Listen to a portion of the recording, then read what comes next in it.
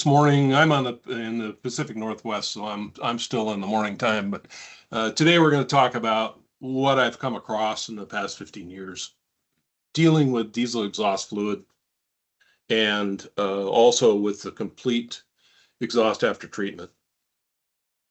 This September, I attended SuperTech competition in Raleigh, North Carolina, and judged at a station set up for coolant and DEF testing.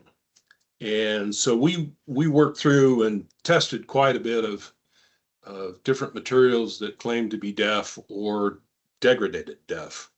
And so we're going to primarily talk about DEF, and then we're going to move into the rest of the system as shown by our EC490 exhaust after treatment cutaway.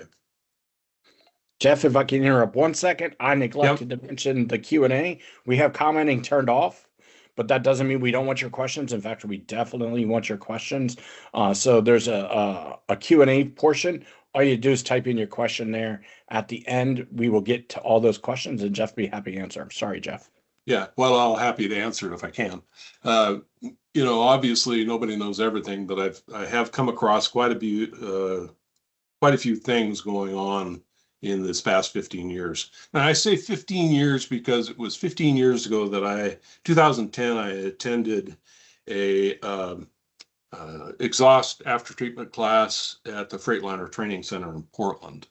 And we spent quite a bit of time understanding the components of the system, but also with testing DEF.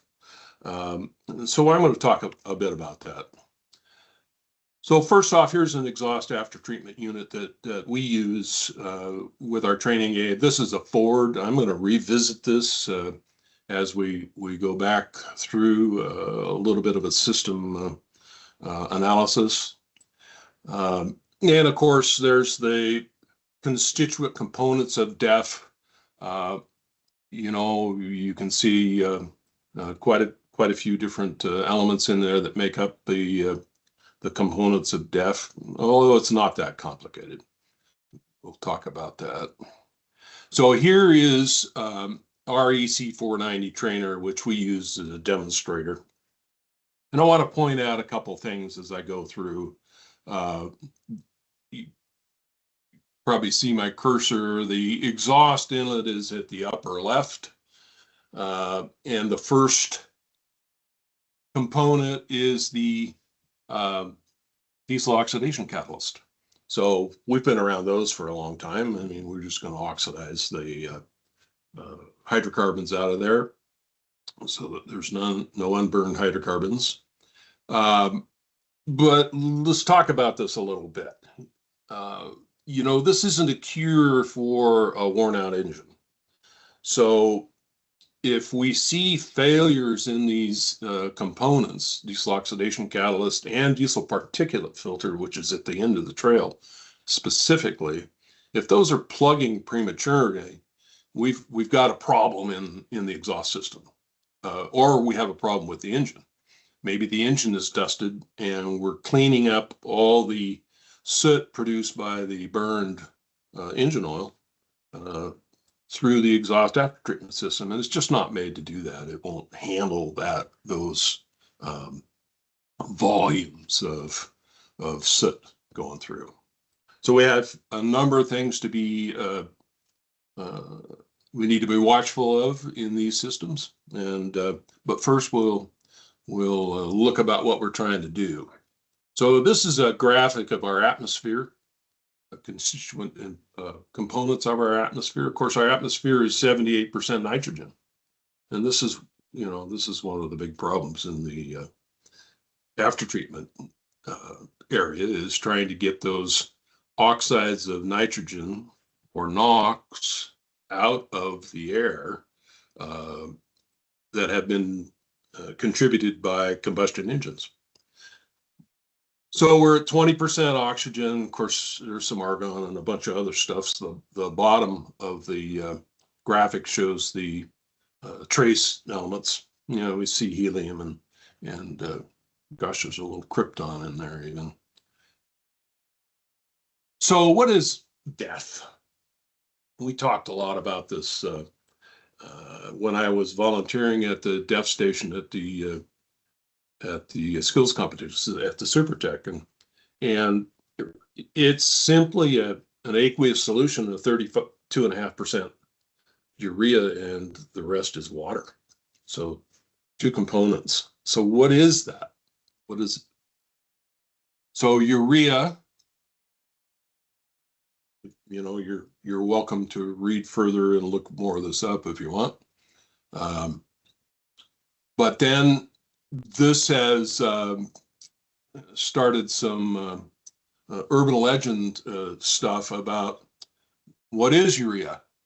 Well, old truck driver stories from the 2009s, 10s, 11s was that, you might be able to put bovine urine in the tank, the DEF tank. And, that's really not what it is. And so that, I think, is part of the fumbling. I wrote down in my notes here, I think we fumbled this at the onset. We didn't have enough training. We had technicians that knew nothing about a exhaust aftertreatment system, except that what they used to do for exhaust work, which was, a leak here, a leak there, a little soot there, back of the turbocharger leak. It was all part of the day. You had the flex tubing that would, fail, or, muffler brackets, exhaust manifold gaskets. Any break in the system is a problem, because this is a closed system. And I'll show a slide. We'll go through the system here in a few minutes. But we've got fleet managers, we've got shop superintendents, we've got maintenance directors, and then a whole group of truck drivers that we're going to rely on to put a fluid in a tank that's pure. And this has to be as pure as the fuel, as pure as the engine oil, as pure as the refrigerant in the air conditioning system. So this is another system that we need to test.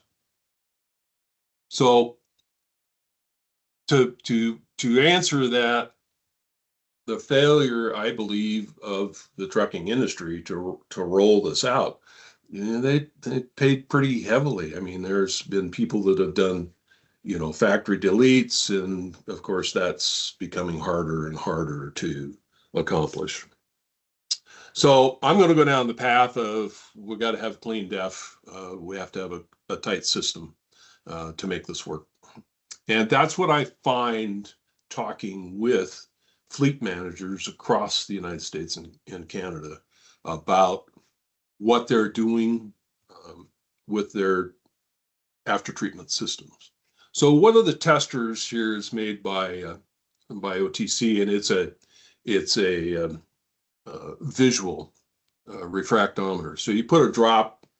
I mean, you guys have probably all seen this. Put a drop of whatever you're testing under the screen of that 5025 OTC tester, and then you're going to be able to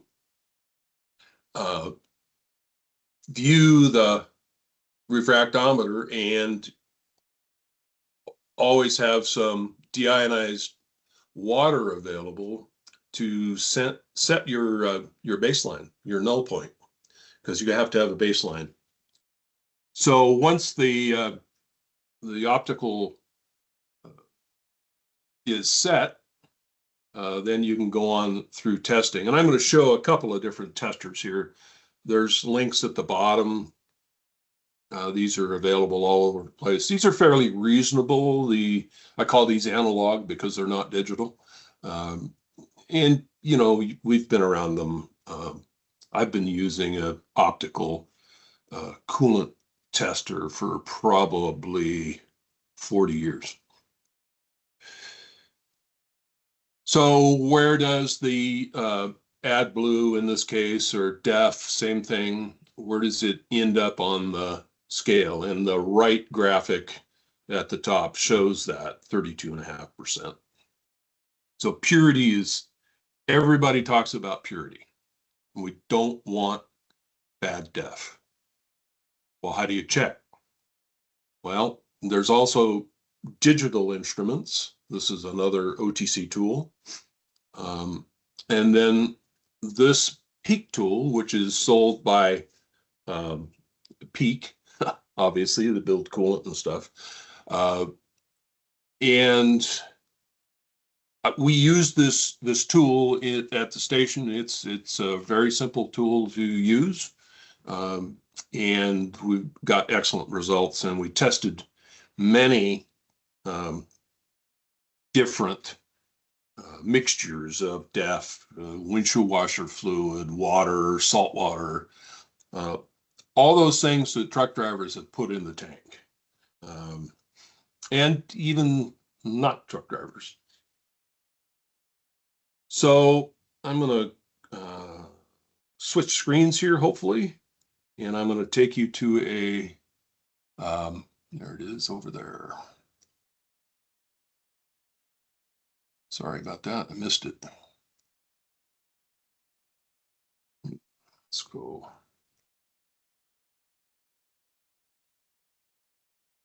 There. So if you're interested in one of these testers, you can go to Old World Industries. They claim a majority of the market. Most of the retail packaging that you see in Home Depot, Lowe's, Sam's Club, Costco, I'm sure, these are all those 2.5 gallon packs from Old World Industries. And they were the ones that sponsored our section at the skills competition. So there's that. Let me go back. Okay. And if you guys have any questions, type them in there. I'll try to answer them.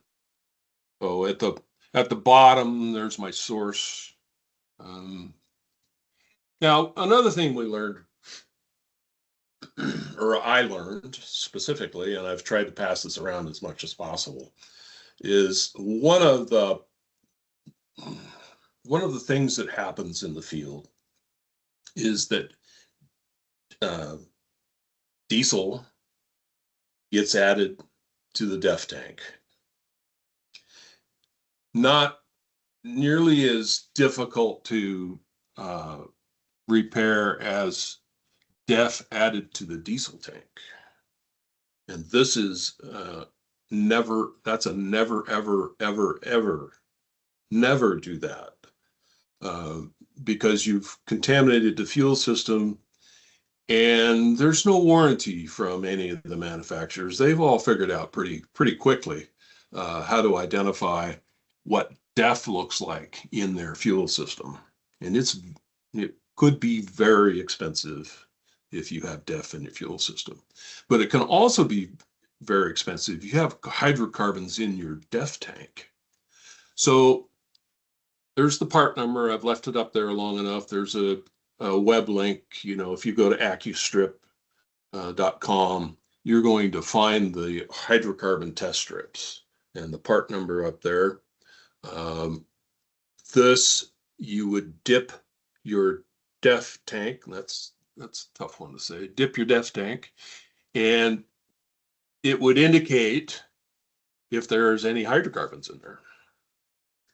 And if they aren't, the claim is you can wipe the test strip back down and drop it back into the bottle. It's not the pad type test strip like we use for coolant.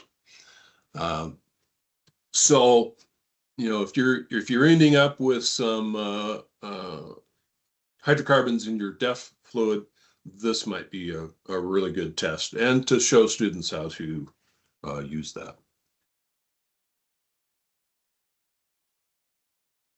Okay, let's talk about system operation. So I have this slide up, and at the bottom right, you see the DOB DSM 1701.pdf. The easiest way to find the file that I'm going to share is to do a web search for that exactly right there. And that is going to take you to a PDF that shows, in particular, the after treatment system that we're using on our EC490. So let me show you that. Of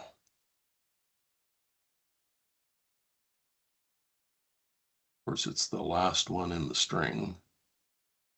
There we go.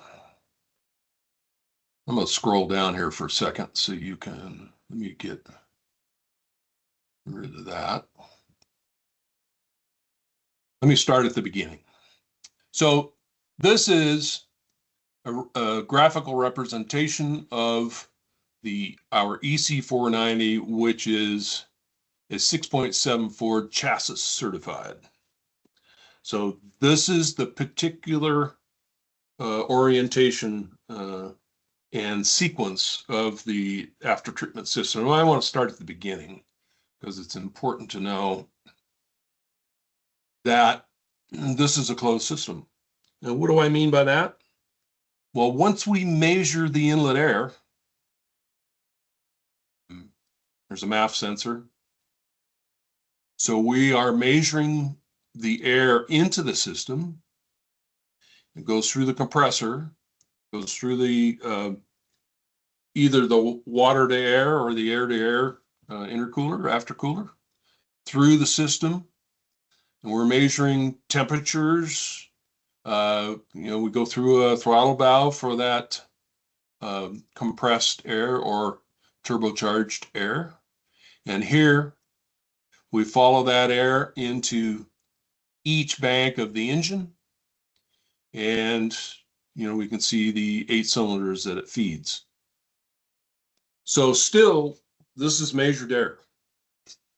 And we're going to add measured fuel. So once again, everything is measured. The computer program and algorithms are well enough designed now that it's pretty good. It's hard to fool the system. It wasn't so true maybe back in 2010, but now we're talking 2025 model years. And these emissions standards have been tightened up quite a bit. So you can see the closed system. So as we go in cylinder number 7, we see the exhaust out. We see that it's turning the hot side of the turbo. The black line represents the center section of the turbo, like a really long shaft, but we know that that's not quite that way. So as we come out of the exhaust, turbocharger, first stop in this system is the diesel oxidation catalyst. So we're taking care of unburned hydrocarbons right off the bat. Now, this is where this system may be a little different than some of the others you've seen. Sometimes the diesel particulate filter is before the SCR. Sometimes the SCR is after the diesel particulate filter. In fact, in many cases it is. But the engineers that I've talked with about the Ford system it's all about managing the temperatures in all of these. So there's temperature sensors. You can see, anytime there's a T, there's temperatures being measured. So all the way through the exhaust system, temperatures are measured. And then most systems have a NOx sensor. It's been a problem child in some of the industries. I know that during COVID, there was PACCAR and other manufacturers had trouble getting their NOx sensors, and they're finicky. Robustness of them now, I'm not sure. I'm waiting on further reports. But quickly, as we go through the system, we show the urea tank, the urea injector. This is the DEF injector. injects into what we call the decomposition tube. We'll have another graphic of this, through the selective catalytic reduction unit to remove the oxides of nitrogen, and through the diesel particulate filter to remove the particulate. This document is 207 pages long. It gets into the nitty-gritty about how all of these sensors work to a point that it's way over my head, engineering level. So if you guys are really into that, it's a great document. Free. Okay, let's go. There's our system. I'm going to move along through here. We've talked about the turbocharger, exhaust gas temperature. We don't have the diesel oxidation catalyst labeled, but it's the one in the middle of the screen in the top.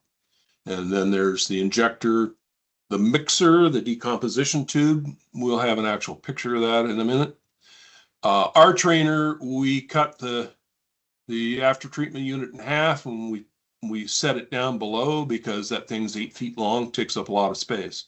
So that's what the black line is. We're going to enter on the top left for the turbocharger. We're going to exit out the tailpipe at the resonator on the bottom left. So as we go through the diesel oxidation catalysts, we've got hydrocarbons and oxygen, carbon monoxide, NOx, particulate matter that we have to take care of. Well, the doc takes care of the hydrocarbons, and we pass the rest on. And the next stop is the decomposition tube and the injector. So these constituent components on the left enter and are turned into the constituent components on the right. So we've broken down the NOx a bit. We've added the DEF fluid, and we're going to go to the selective catalytic reduction unit. Now, we switch directions. So follow the exhaust flow with the arrows. This only mirrors our trainer, but a lot of the square boxes that you see hanging on off the side of vehicles may have a U-bend in the center as well.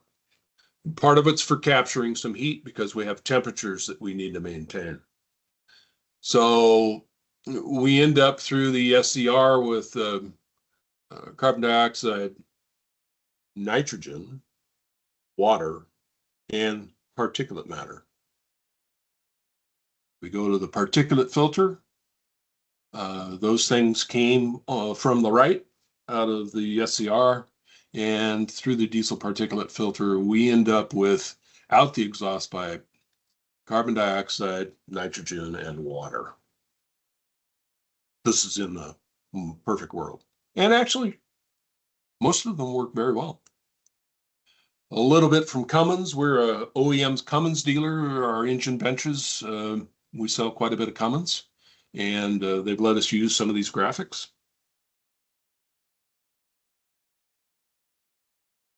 So, I can read it all to you, but you can follow along. And let me show you, I did some research on my off time here. Let me show you a search from Cummins. So if you go to Cummins, the website, cummins.com, and you search for just DEF, you've got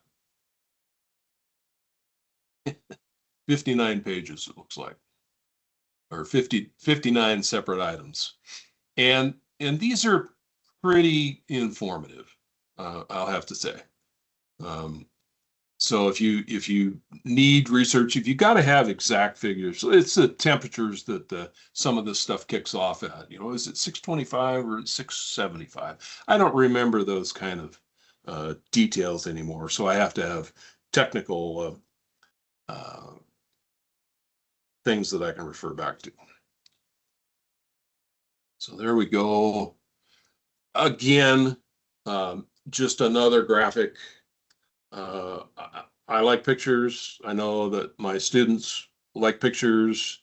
But part of that, my beginning rant about not rolling out real well for the manufacturers and the trucking fleets is we've got a bit of an internal problem as well. A lot of our technicians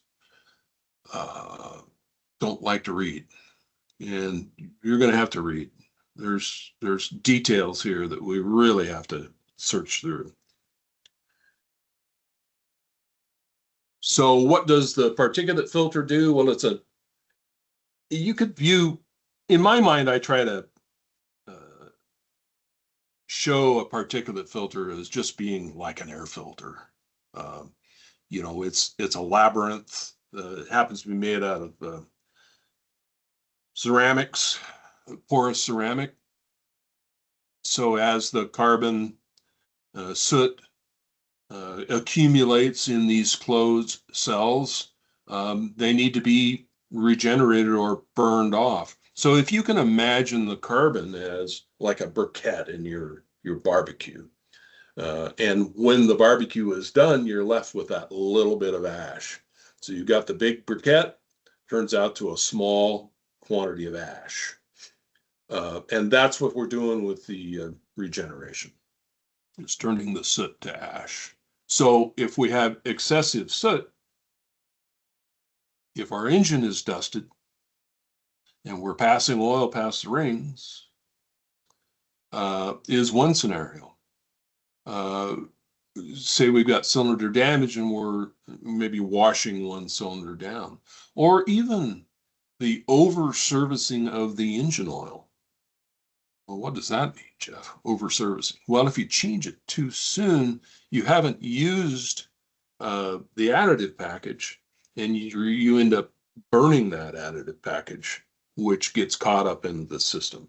So over changing oil is not recommended as well.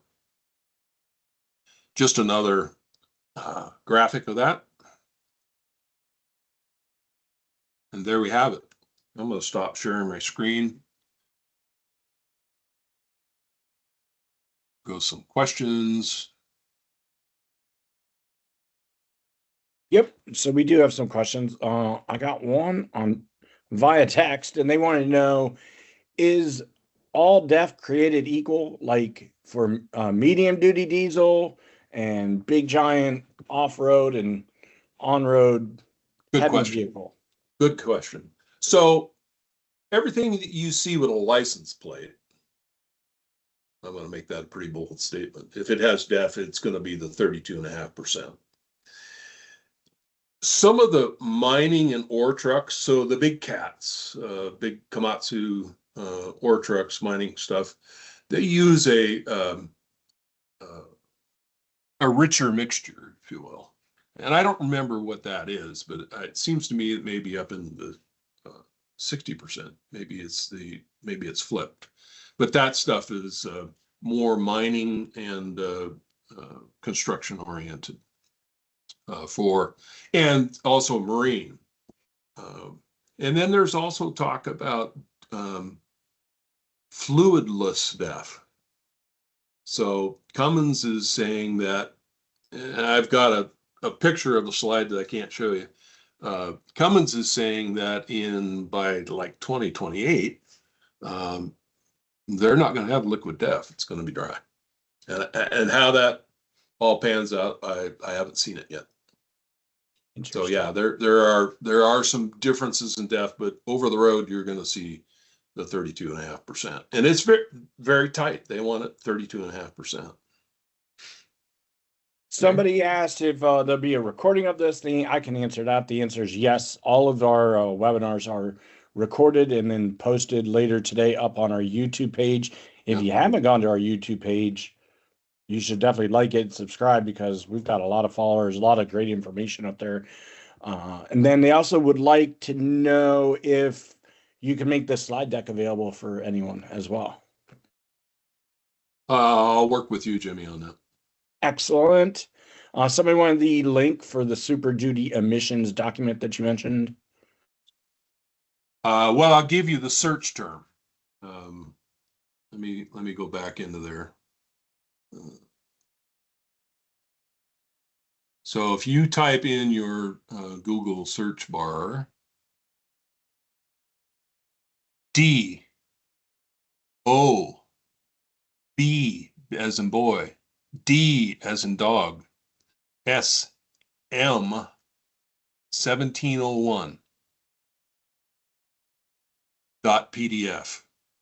You'll come up with a Ford document. Let me see if I can, hang on a second. Somebody put it in our Q&A as well. Oh, okay. So I just copied that to the person who asked. Right. And then that 1701, if you don't have a 2017, you have a 2016, it's 1601. 15 is 1501. I haven't found an 18 yet, so this is as far as I've gotten. Somebody wants a little inside baseball from us, perhaps. They want to know why we chose to use a Ford versus why not a Cummins version or a heavy-duty Freightliner one-box setup instead. Well, I assume they're talking about our EC490. Yeah. No, I get this question a lot. So a box, one of the Fleet Guard units, those are pretty darn expensive to not only buy new, but also, we're repurposing these exhaust after treatments. The interior of them on the Ford is, of course, smaller, but it has the same stuff inside. So, it was a decision on whether the customer can afford and what they will spend their money on. So we want to give the best bang for the buck, and all of the materials are the same. It's doing the same things. It's just in a smaller package. Interesting. I had a question here from Scott Hale, who is asking the question you and I were discussing just before we went live. He wanted to know if there's any kind of certificate or anything that they can have for their continuous education improvement records. I will probably answer that and say, Scott, or anyone else listening who's interested in that, email us at info@consulab.com and we will see what we can come up with for you. Yeah. Good answer. We understand that professional development advancements like this are important to everybody. Obviously, this isn't certified by any professional organization, but Jeff is as experienced as anybody in the industry anyway. So, well, what I found at my institution when I was at Bellingham Technical College was that as long as I had a course description, and you'll have the recording. I never had any problem getting professional development credit. Now it's not NATEF credit or ASE credit, but it is some credit for you.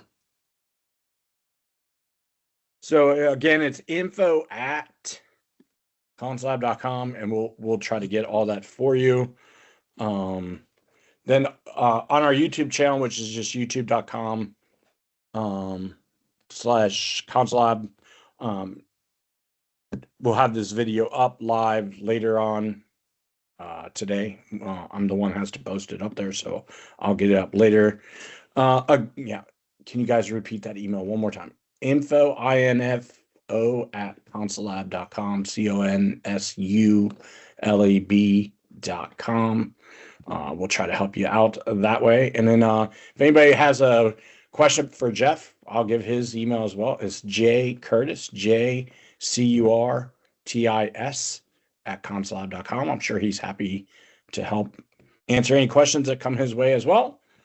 I don't see any other questions in the Q&A, and we nice and neatly wrap this thing up in about 30 minutes, which is a win for us.